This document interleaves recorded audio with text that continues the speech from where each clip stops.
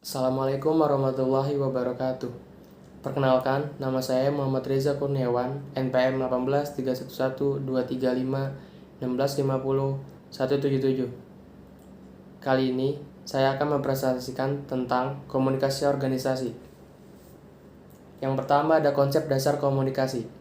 Komunikasi adalah penyampaian pesan yang dilakukan oleh komunikator kepada komunikan, baik secara langsung maupun tidak langsung. Langsung berarti verbal atau melalui lisan. Artinya, dengan langsung itu berarti kita bertatap muka secara langsung dengan lawan bicara kita atau face to face. Untuk yang tidak langsung, itu berarti non-verbal. Artinya, bisa melalui media, telepon, melalui surat, melalui bahasa tubuh, dan lain-lain.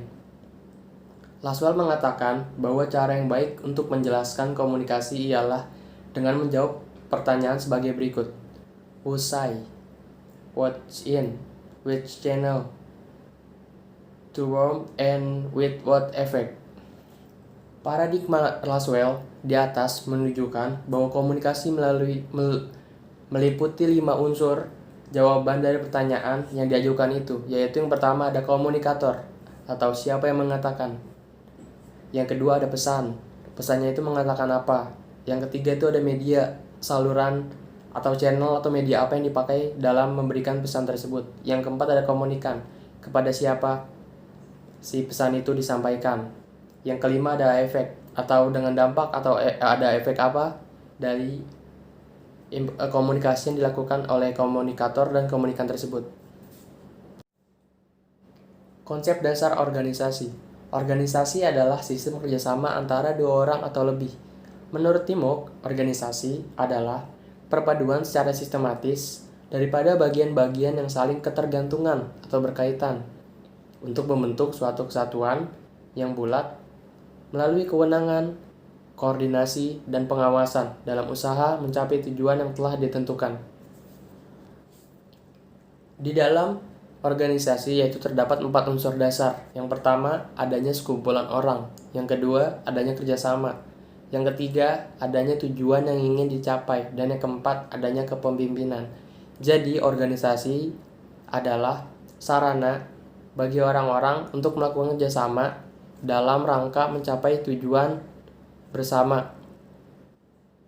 Relevansi organisasi dan komunikasi atau hubungan antara organisasi dengan komunikasi. Untuk mencapai tujuan dari suatu organisasi, diperlukan adanya suatu proses komunikasi yang dapat mentransfer pesan-pesan dari pengirim ke penerima pesan.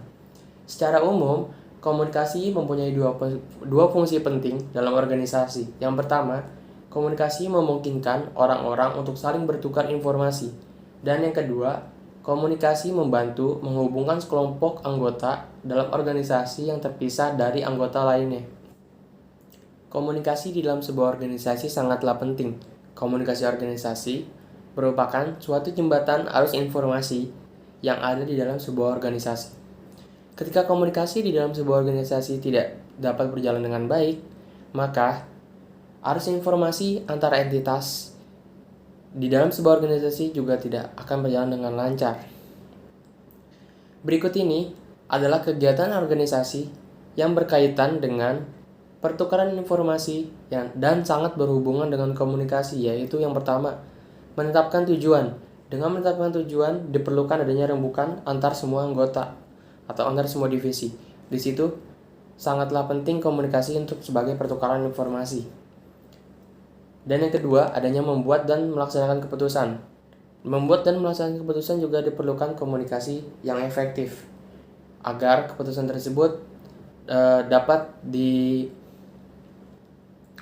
disetujui oleh semua anggota. Dan yang ketiga, adanya pelayanan pelanggan.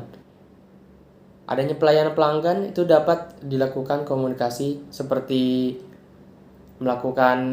melayaninya dengan ramah dan sebagainya. Dan yang keempat, adanya negosiasi dengan pemasok. Negosiasi juga salah satu faktor penting di dalam suatu organisasi agar organisasi tersebut berjalan dengan sebagaimana mestinya. Fungsi komunikasi dalam organisasi. Secara umum, fungsi komunikasi dalam organisasi menurut Senjaja 1994 adalah sebagai berikut.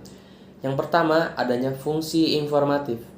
Organisasi dapat dipandang sebagai suatu sistem pemrosesan informasi. Dan yang kedua, adanya fungsi regulatif.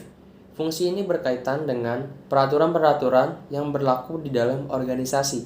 Dan yang ketiga, adanya fungsi persuasif.